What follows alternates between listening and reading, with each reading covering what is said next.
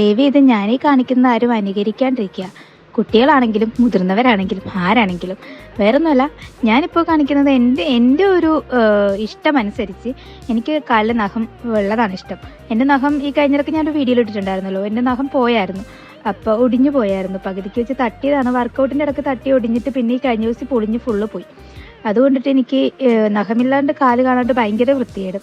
അപ്പം ഞാൻ ഓർത്ത് എൻ്റെ കയ്യിൽ പണ്ട് നേരത്തെ ഞങ്ങൾ നെയിൽ എക്സ്റ്റൻഷൻ വെക്കാനായിട്ട് വാങ്ങിച്ച ഒരു നഖത്തിൻ്റെ ഒരു മോൾഡ് ഉണ്ടായിരുന്നു. അപ്പോൾ അത് വെച്ചിട്ട് ഞാൻ ഫെവിക്വിക്ക് വെച്ച് ഒട്ടിച്ച് കാല് വൃത്തിയാക്കുകയാണ്.